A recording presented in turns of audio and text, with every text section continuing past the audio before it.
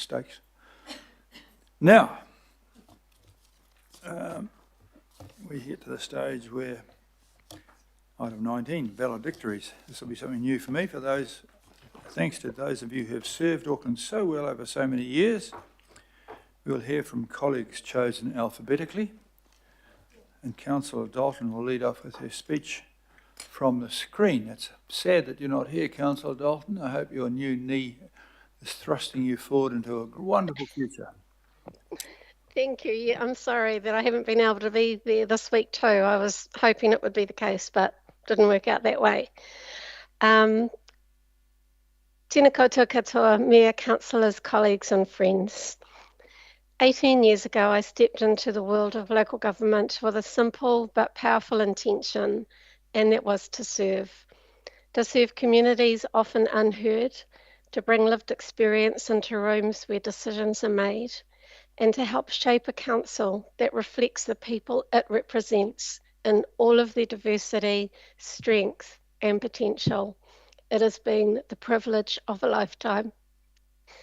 When I gave my maiden speech to the 2019 governing body, I spoke about shared governance, the importance of our local boards, the need for stronger relationships with Māori, and the value of women in leadership.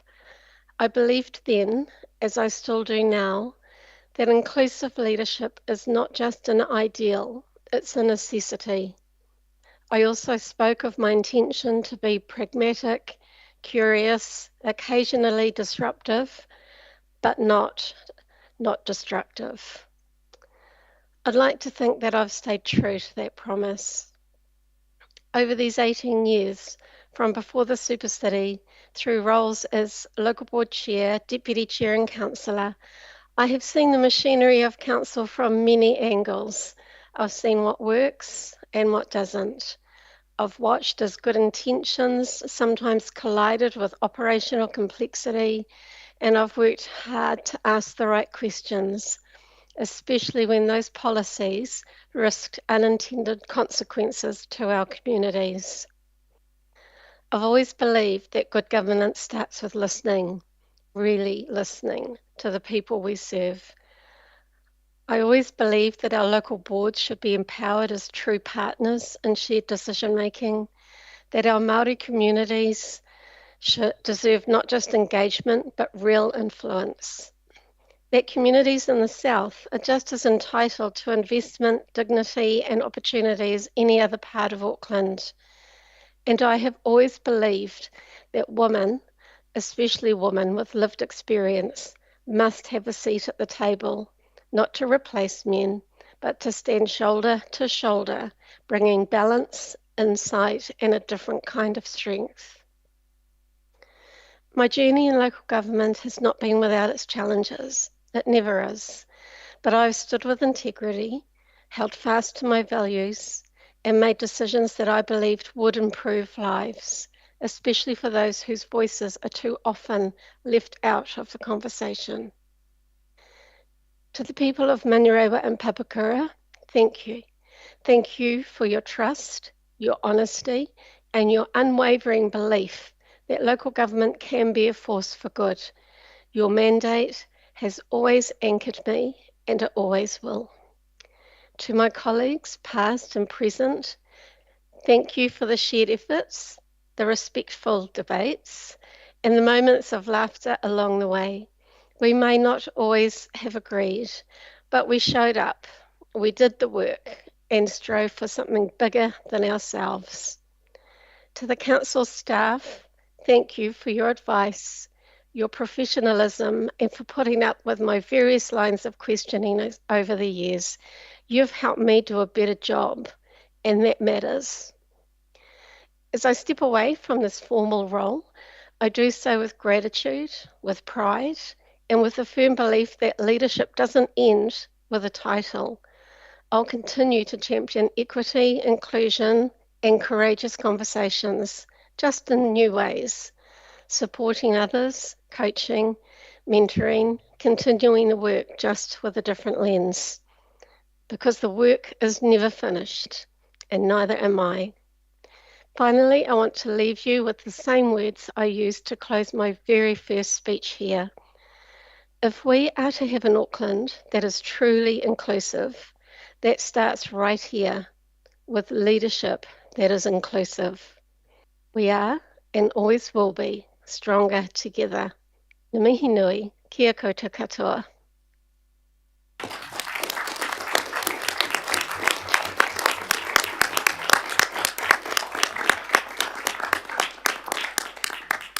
What a wonderful speech. Thank you, Councillor. And we all wish you the very best for your future. A very kind speech. Thank you very much. Thank you. Really. Councillor Darby, beat that. You can come around here to the pulpit.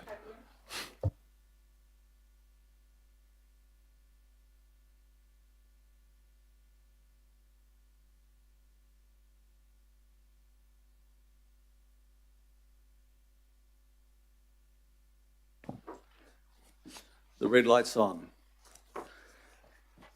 Mayor, councillors, Chief Executive, and all the staff, Aucklanders, this is my last hurrah. After 21 years in public office, my chapter with you closes, making space for something new for me. First up as a councillor at North Shore for some 6 years. I had a term as a local board chair, and then 12 years as an Auckland councillor. I've absolutely loved this work. Not every day was easy, but every day mattered. I gave it everything, and now, in this one precious life that we have, it's time to take stock and create chapters of long set aside.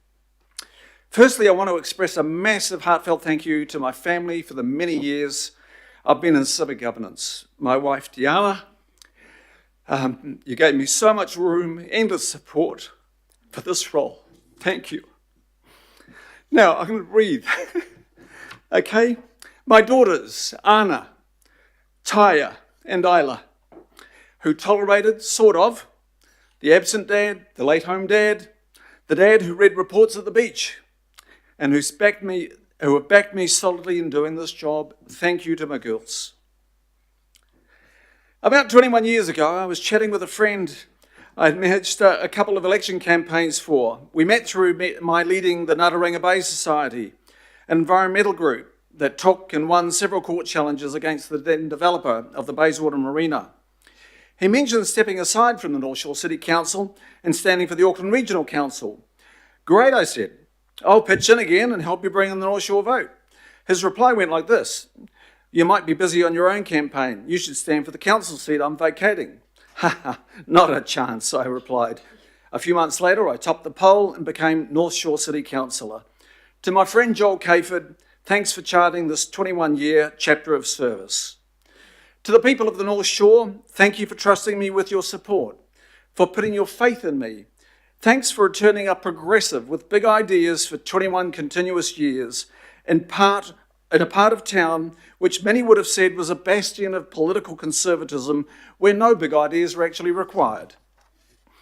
I've worked with some quite remarkable, talented and ultra-smart council staff in my time. Partnerships and bonds were formed to create the very best outcomes for my shore and the whole of Auckland. The highlight was my 6 years as Planning Committee Chair. I make special mention of the strategy, planning, transport and mayoral office teams that allowed those 6 flat-out years to produce great things for our city. Thanks for helping me push the boundary out, throw the ball long, way over that boundary, and every day chase it hard. By my side for the last 12 years, I've enjoyed the firm hand of support from some very skilled governance advisors. Thanks to those many fine individuals for having my back. In recent years, we've seen a raft of unsettling but necessary structural changes. To all the amazing staff dedicated to making Auckland better by the day, every day, stay the course. Auckland needs you. The number of councillors, mayors, community board and local board members, panel members and CCO board members I've worked alongside is quite considerable. I've had wide-ranging governance roles. They must number in the hundreds. I'm grateful to all those I worked with around the tables, for the relationships forged and those who similarly saw themselves as leaders on a mission to get stuff done, add value every day, and nudge Auckland forward. You're absolute legends. One in particular I will mention is the incomparable, omnipresent Mayor Len Brown. Len showed me that vision and big ideas could be realised with strategy and calculated execution. Len was the consummate city cheerleader who navigated the organised chaos of amalgamation and helped lay important foundations for councils to come, this city and generations not yet born. I hope to see him hand the scissors and open Len's train set next year. So deserving. On succession planning, I got it half right, urging my North Shore partner, Councillor Richard Hills, a top-notch representative, Richard, you are, to leave the local board 9 years ago. I partly got it right. Richard, you're an absolute star. I'm absolutely proud to be have stood along you for 9 years and worked every day constructively with you for our people. We never parted company. We went the whole way together.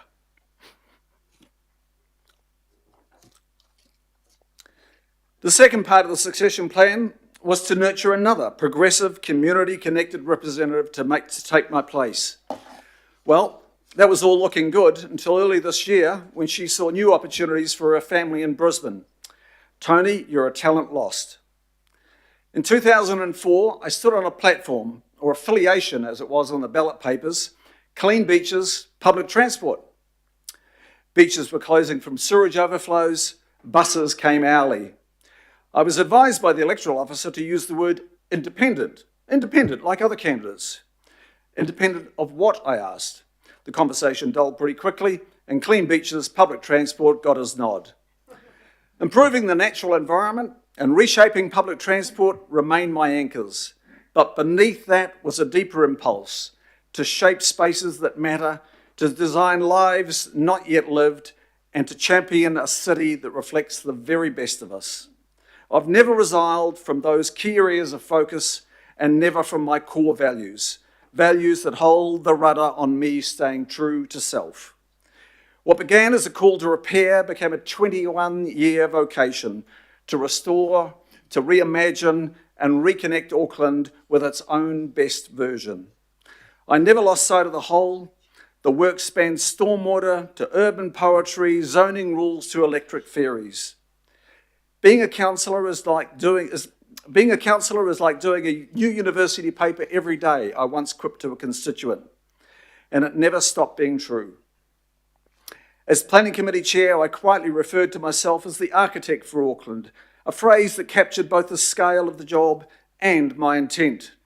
In my maiden speech of 2013, I said we needed to face up to some brutal inadequacies of the city, including inefficient land use planning stemming from a car-dependent transport system and releasing Auckland from that 1950s time warp. I pushed for public transport to be modern, seamless and sought after. I fought for a quality compact city and design that serves. As I often said, we must plan for generations we'll never meet. That belief shaped my time in public life and continues to guide me. From libraries to ferry basins, public squares to master plans, I've tried to leave behind places and ideas that endure. Of course, the work has its solitude. Being a councillor standing outside the political tribes meant there were many long nights and very lonely calls. But I stood for something. I stood for optimism, legacy, and the ideas that spark joy and debate. I reminded myself, I'm not here to be popular. I'm here to be useful. The work asked much, but it gave a lot more. Now, I'm not one to spend too much time looking in the rearview mirror, the accomplishments, the creations, and the special things achieved along the way. It's things I touched lightly, guided, played an integral part in delivering. I was always consumed with what's up next, rather than looking back. But I'll take a little moment. I won't take you down the path of the mystery of planning. We achieved many things in that area. Creating unique buildings and places for people has been a lifelong passion. When I came to council, I discovered the opportunity to help create truly wonderful public buildings. One such building that I'm immensely proud of is the 21st Century Library that embraces the digital age, provides flexible community spaces, is innovative, and it is an environment that people would fall in love with. As an inaugural local board chair, I inherited a concept plan that supported site evaluation process for a particular site. The plan was essentially a bulk and location analysis, and I knew not worthy of progressing, though many in my community thought it was better than the existing building. True. Instinctively, I knew there was a much bigger idea to be realised, and with the support of a magnificent local board at that time, we went to market in the form of a mini design competition, something I was very keen on. Athfield Architects won the job, and in 2015, the new Devonport Library opened. 35,000 people came its way in the first month, and membership increased tenfold. Juxtaposed with the Edwardian and Victorian era buildings on Devonport's High Street, many heritage aficionados shook their heads in disbelief. How could I advocate for such modernism in our historic village? Why doesn't it have a pointy roof? And why on earth does it have a round window? We don't have round windows in Devonport. The library brought a retail approach to showing the collection. Users enjoyed a sunlit reading room, study spaces, teen and children's spaces, a community room, and an external reading courtyard that extends the library into the park.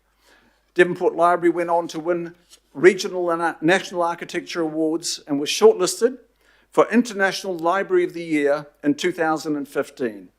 It is an elegant, honest building that provides a much-loved community anchor, so very special indeed in my heart. Still on the shore, repositioning Takapuna as a metro centre in our centres hierarchy was part of the long game to turn Takapuna around, have it face the best urban beach in Auckland, dispense with the soulless car park that severed the centre at its core, and develop the now unifying Waiwharariki Square, and then catalyse the huge private investment now becoming evident. Takapuna is on its merry way. I brought a similar play to Northcote Central, always knowing the game was a long one of 10 or 15 years. Northcote Central is now unfolding with a new community hub and expanded library, green spaces following the Awataha stream, and hot on its heels, coming new shops, eateries, offices, homes, retirement village, an anchor supermarket and a town square. These are two examples of the urban regeneration initiatives that the former Eke Panuku has successfully led across many of our town centres.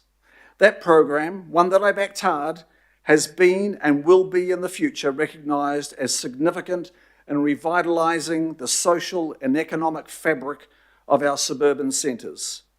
I urge those that sit here in the future to back that work even harder and roll it out to embrace all our town centres. In my time, I've taken on hundreds of roles, as I mentioned, and one dear to my heart was being an inaugural member of the Tupuna Maunga Authority, responsible for the care and co-governance of 14 ancestral maunga across Tāmaki. These maunga hold deep historical, cultural and spiritual significance for iwi, hapu and Aucklanders. In my time at the authority, I learned the significance of these fragile, living cultural landscapes.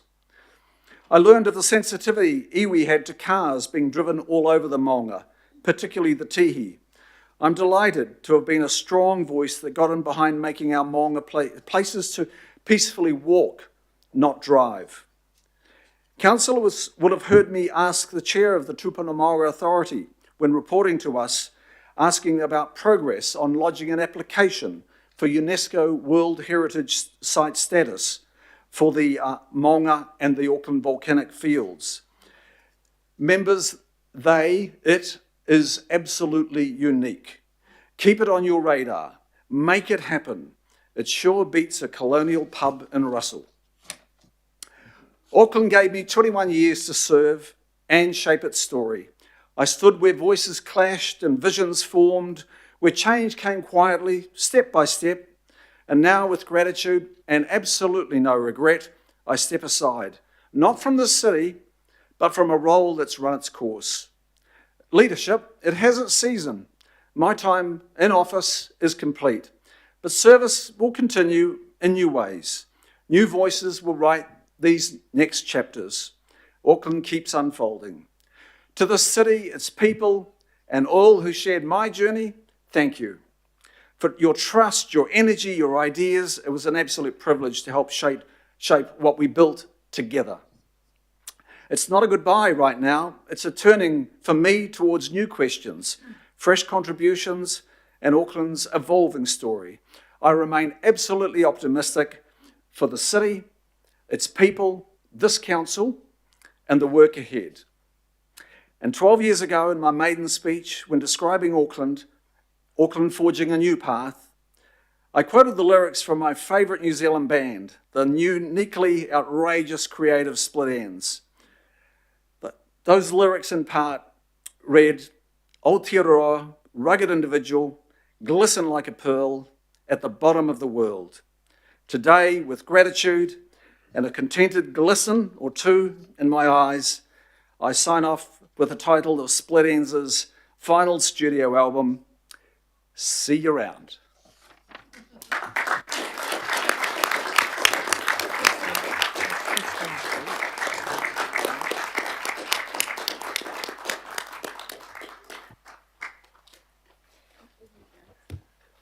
Well,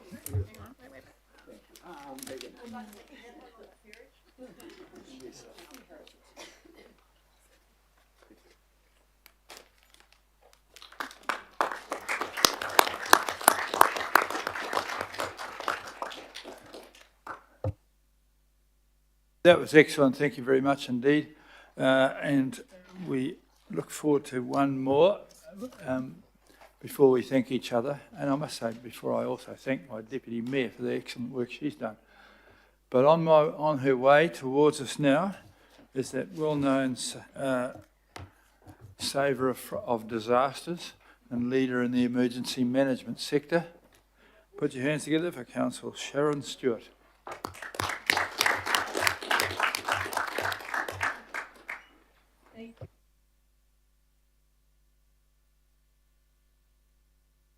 Oh, right. Well, it's been 30 years.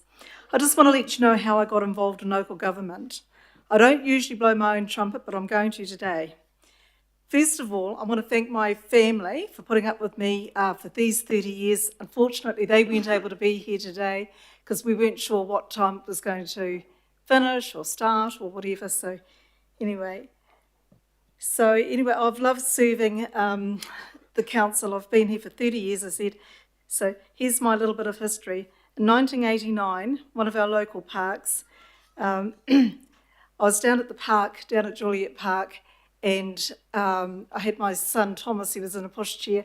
Some kid had thrown a fireworks into and it landed in the pushchair, and these kids were hiding behind some quite dangerous equipment. So people have been trying to get rid of the equipment for about 20 years, and it took me 5 weeks to get rid of it.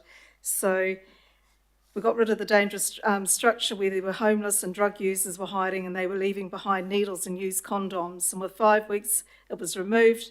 And with a group of local mothers, we fundraised, and we ended up getting some new equipment for the park. And it was kind of funny because I was watching a program on TV, and it was one of the prizes was actually park equipment, and this park equipment was about $30,000 or $40,000, $50,000 worth, and the people that won it, they didn't have anywhere to put it. So I thought, well, let's see if we can do a deal. So we rang the television station, and I said, well, if we've raised $3,000, could we buy it? And so we did. And so the Howard Council at the time, before it became Manukau Council, they put the new park in. You're seeing at the moment some photos going through all the years from 1995 when I was elected onto the Howard Local Board, and then right to this time. So we'll move on to 1990. A friend of mine, she died from childbirth at National Women's Hospital and left behind 4 young children. And another friend of mine in Howard, she was also giving birth, and her husband rang to say that Diane had just given birth, and I thought, well, Charmaine, this other friend of mine, nobody had told me whether she'd given birth, so I looked over at the death notice as something that I normally wouldn't do, and I said to my husband, I can't believe this is Charmaine, and mentioning the husband and the 4 children. And so we went to the funeral, and Ian saw us there and said, could I do something in Charmaine's memory? And I said, sure, and it was to give blood. So a lot of you, well, especially the people in Howick, they probably know the sort of thing that I normally do. Sometimes I do things a little bit different. I ended up, I found that she needed 100 litres of blood to try and keep her alive, and unfortunately it didn't happen. And so I ended up getting these milk bottles, 2 litre milk bottles, and I filled them up every day for 2 weeks with water and red colouring to look like blood. And I had a beautiful photo of Charmaine, and people, and I asked everybody to come and donate blood. We ended up with so many people coming to donate blood in Charmaine's memory that the blood bank, they had to turn the people away, and they said they'd never ever seen anything like it before. So then we'll move on to 1991. I was awarded Howick Citizen of the Year for services for Howick. I had no idea I was getting it. In fact, the night that they awarded me was the night before we flew off to Singapore. My husband's a structural engineer, and we lived in Singapore for 2 years. He was a structural engineer for one of the Four Seasons complex in Orchard Road. And then when we returned to New Zealand, I realised that being a foreigner in a country and not knowing many people, we had a lot of people coming into New Zealand, and I could see some of them were really, really struggling. So in 1995, I decided to organise a meeting with a whole lot of the Asian community. So we had people from China.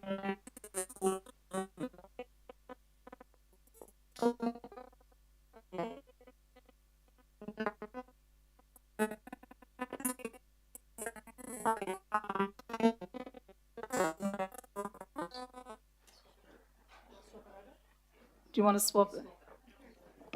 Okay. Go. I kept fading in and out. Okay. So anyway, so in 1995, I ended up becoming the chairperson of the United Asian Association, and I was the only female. And so all the men decided that I'd be the best choice to be the chairperson, and not being Asian, and so that was all good. So then I was elected to the Howick Local Board also in 1995. 1995 was a busy year for me. I also organised the Howick in the Park Oriental New Year with the Howick Lions Club. Asia 2000, they asked me if I'd like to assist them when they started. They were getting ready for the millennium, and I said I'd rather carry on doing what I do voluntary, but I'd be very happy to assist if they really needed me. And also in 1995, I called a public meeting at the bowling club at Sales Street, and you'd have seen pictured somewhere, if it hasn't already happened, there was Winston Peters and Rodney Hyde, they attended, and the meeting was about helping new immigrants to settle into New Zealand way of life. In 1998, I was elected to Councillor for Howick Ward for Manukau City Council, and I had the privilege of working alongside Sir Barry Curtis, who was in his earlier life a town planner, and he always planned in stages. That's something he always took pride in. And Sir Barry Curtis, he was definitely a statesman and very well respected. In 1999, I organised the first ever New Zealand International Search and Rescue Team to go to Taiwan. On the 21st of September, they had an earthquake which buried alive approximately 6,000 people. Now, how I found out about it, I was listening to the radio at 7 o'clock in the morning, and I heard there'd been an earthquake. And in Howick, there were a lot of Taiwanese people in the community. There was a gentleman by the name of Wai Shea, Anyway, I rang him and I knew that his sons were living in this part of Taiwan where they'd had the earthquake. He didn't know anything about it, so I said, well, would you like to bring them, make sure that they're okay? And I said, is there anything I can do? I said, perhaps I could try and organise a search and rescue team from New Zealand to go over to Taiwan. And I thought that would be quite an easy thing to do. But anyway, I made a few phone calls, and Mitchell Brown, who's with Friends, was in Auckland at the time. He said, well, you better ring Sandy Loban, who was down in Palmerston North. And he said to me, well, he said, unfortunately, we haven't got a budget and the government hasn't got legislation to send anybody over. So what had actually happened in 1999, it was, and I'm patting myself on the back for this one, it was really my efforts to get the very first New Zealand Search and Rescue international team to go to Taiwan. And the search and rescue team that went across, when they came back 7 days later, they said it was just absolutely incredible. And they said what we learnt there, it was just so invaluable. It was amazing. So, and I said to them, when they went, I said, you're going to find that one day you're going to need these skills. And then, sure enough, we had the earthquake down in Christchurch. So anyway, back in we're getting up to 2000 now. In 2000, I helped to get a moratorium in parts of Hauk and Pakuranga that were known to be flood-prone areas. In 2003, after seeing so much poor consenting, I then invited Audit New Zealand and Montgomery Watson to look at the building consenting of Manukau Council. They came up with a very damning report. In 2004, the Audit New Zealand report, it came out and it took them 6 months of investigation. And having a husband that was a structural engineer, and some of his friends were some of the, I would say, very high-level structural engineers. One of them designed Sentosa over in Singapore. So we had very high level. They happened to be attending my husband's 40th birthday, and I said to them, right, you're all here from Christchurch and Wellington and wherever. I said, I want you to come and have a look at some examples that I'd been collecting in the Manukau area, and they were amazed. And anyway, after the investigation, I had very close came up in the car with me and his driver at the time, and he had a look at all these examples that I'd given him, and he said, my girl, he said, I hadn't realised anything was so bad. So anyway, we'll then move still on 2003. I went on from organising the Hauk in the Park Oriental New Year, and I called it Oriental New Year because I wanted everybody, whether you were Chinese, Korean, Japanese, whatever, celebrating, that everybody felt included. So then I then moved from the Oriental New Year to the Hauk military tattoo with strongman events and reenactors to honour the life of my brother Johnny, who was killed in a work accident in Sydney. Sydney was the Australasian General Manager for Owens Logistics. Unfortunately, the container he was checking on had chemicals in it, and it appears that the RT that he had on him had caused a reaction, and he was blown up and he was killed. Manukau City Council, right. I had a very good working relationship with the Mayor and the staff and fellow councillors, and some also have served around this council chamber. There was Sir John Walker, the late Dick Quacks, Al Filipina, Daniel Newman, Jamie Lee Ross, Arthur and I hope I haven't missed anybody out, but I think that's probably about it. I also had a good working relationship with Phil Wilson, who's now our CEO. I can always remember Lorette Wasnop. She said, that young man, one day he'll be the CEO, and that was when we were in Manukau. So here we are, moving on to 2010, the amalgamation of the councils for the Auckland region. I stood for the election and I put my name down for the council and to the local board, as I truly wanted to serve my community. My husband David and my campaign manager Nigel Edwards had Jamie Lee and Dick Quacks tell them Sharon didn't have a hope in hell of getting elected. So I thought, wow, I didn't have a chance. I just hoped that I'd worked hard enough in the community. On the 8th of October 2010, I received a phone call, and it was from Doug Mackay. He rang to congratulate me, and he said, I said to him, did I get the local board? And he said, well, you not only got the local board, but you got the council for the Howick seat. And he said, you topped the polls, receiving 23,718 votes. I received 5,000 votes more than Jamie Lee and Dick Quacks. And he said, you also topped the polls for the whole country. In 2011, we had a by-election, and Jamie Lee, he was going down to central government, and Dick Quacks, he won the by-election. Dick and I became wonderful friends, and we always watched each other's backs. In 2013, Bernard Orsman, he did an article on council is horrified of sowing, and I said, well, as you can see, I was pretty well on the money. Back in 2013, I was talking about it. You can have a look on Google. 2022, the election, that was an interesting one. The Right Honourable Maurice Williamson, who'd been a Cabinet Minister for National and Consul General for LA, decided he wanted to stand for the council, and he wanted to continue serving the community and the region that he loves. We both stood together and we were duly elected. We've been extremely lucky to have Maurice Williamson around the council table. He's very good at getting things done in the background. In 2023, as Chair of Civil Defence, it was a challenging year with the anniversary floods. Unfortunately, Mother Nature, it's not often kind. The council so it wasn't kind, and there's quite a few people that weren't very kind at that particular time. Anyway, the council had an honest report from Mike Bosch, and lots of changes have been made to improve the way that civil defence and emergency services handle these situations. I'm pleased to say that we have now an extremely good set of hands in control of civil defence, and I'd like to thank Adam, Maggs and the team. I'd also like to say I have enjoyed working with the Mayor, Wayne Brown, and the Mayor's man, Stu Mullen. Is he around? Behind? Yeah. And all of those that are standing again for whatever position, I want to wish you all the best of luck.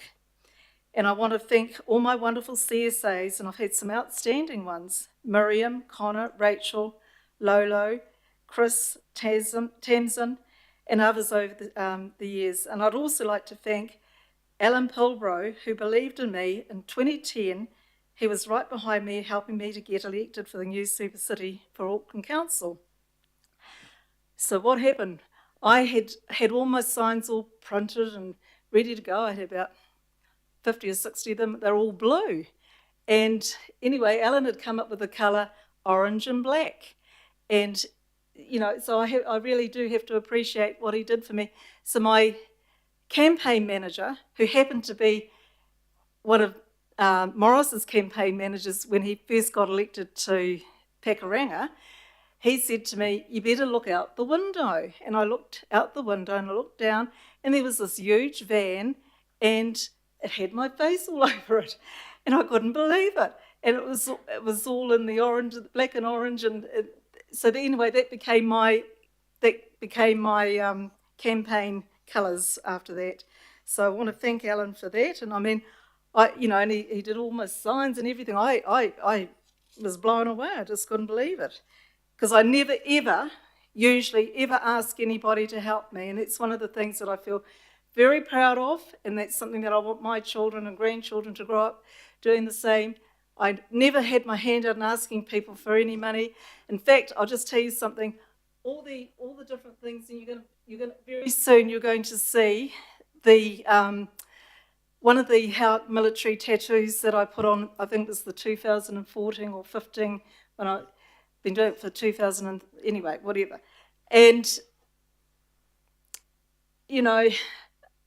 with that, I didn't get any funding from the council. The money I got from the pub charities and things, and I was always really proud of that. But I can remember one year when I did the Oriental New Year, going back to about 2000, I ended up getting Sky City to sponsor 20 acrobats, professional acrobats that came from Taiwan, and they put on a display out at the Howick Domain for all the public. We had about 20,000 people that turned up. It was all free. And so Sky City, they use those acrobats for the Chinese New Year. So I'm nearly finished. So anyway, it's time to retire and to enjoy my grandchildren and spend more time with my husband, who's retiring on the 3rd of October. And it's time to start enjoying my life because it's really precious. And I want to leave you with something a little bit different. I want you to have a look. It's only about a 2-minute little video of one of the military tattoos that I had organised. But before that goes on, I just want to also wish Simon Wilson a very happy retirement, because I know you're going to be retiring, I think, later in the year. And we all deserve a good retirement. And Chris, I hope you have a good retirement, and Angela and anybody that's going to retire. So, all right. So shall I leave it? I'll leave. These guys have been working on this for me for a wee while.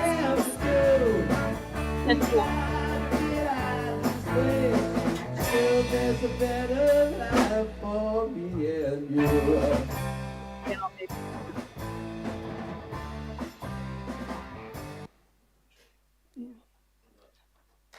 There's just one more thing happening. 2 minutes.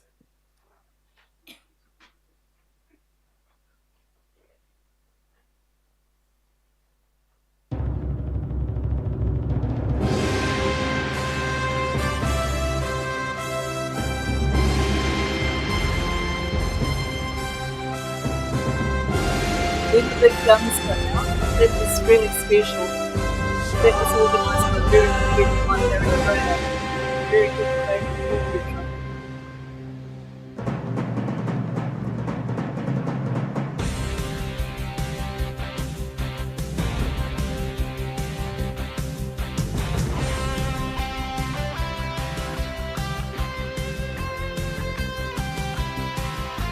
No cost to the ratepayers.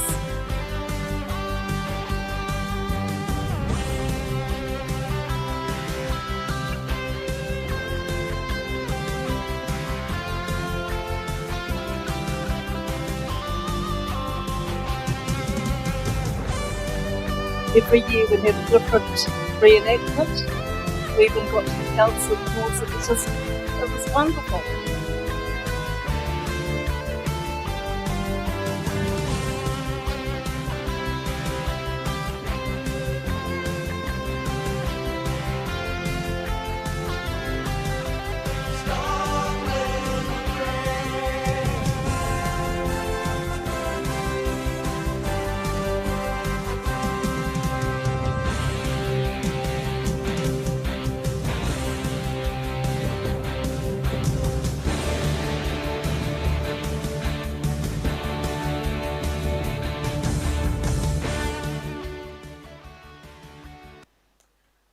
That man that you can see that's holding the mic there, he's the voice. If you go to Edinburgh Castle, he's the voice that they use, and he looks a little bit like Sean Connery, but he had the most golden voice. He really did. And anyway, he's passed away now. He's from out west.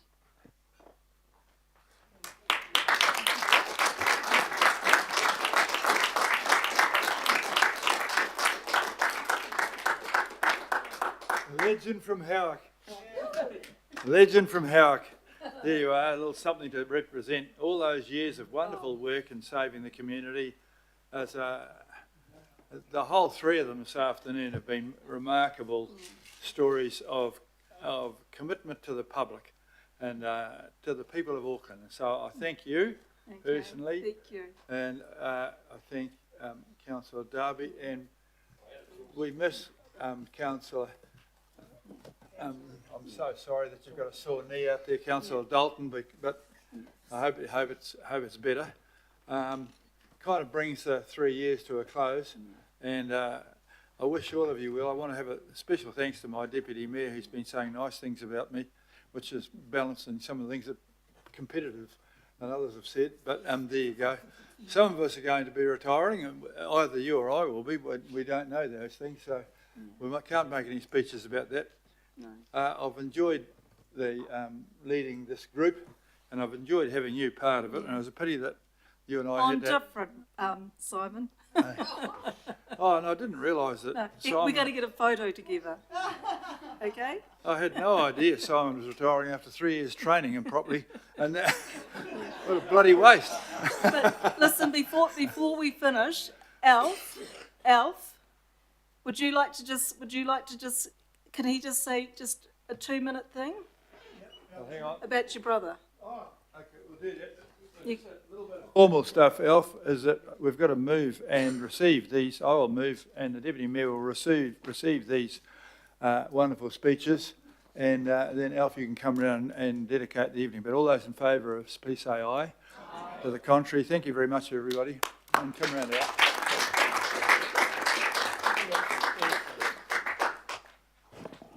Kia ora koutou and talofa. Look, the reason I'm up here is that unbeknown to both Sharon and I, many years ago I found out that, and that's when Sharon's brother passed over in Australia, and I only found out that he was very, very good friends to my late brother.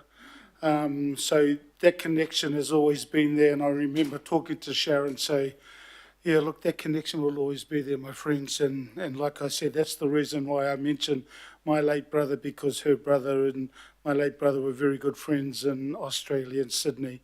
So, yeah, thank you. Yeah, Olsen was a really, really good friend of my brother Johnny's. And in fact, when at the funeral over in Sydney, Olsen actually put his New Zealand jersey in my brother's coffin. And, you know, it was just, you know, and your nephews and, you know, they were just so wonderful. So we hadn't realised we had that connection, but, yeah. Until I found out. Yeah.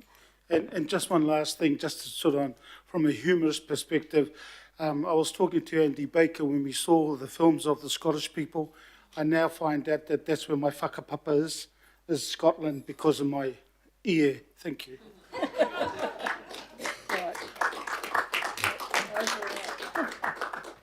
Okay, well, that brings us to the end of 3 years, and we all... Yeah, from... and it's probably where you all got all those violent things about slinging people under buses and things from firing guns and Howick.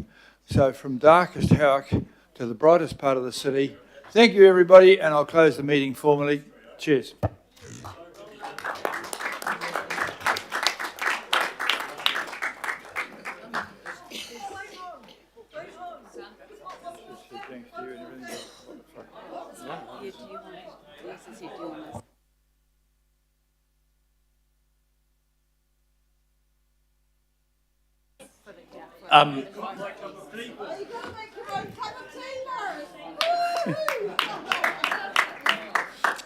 Just public service announcement. So there's some hospitality just to mark the occasion downstairs in the old council chambers.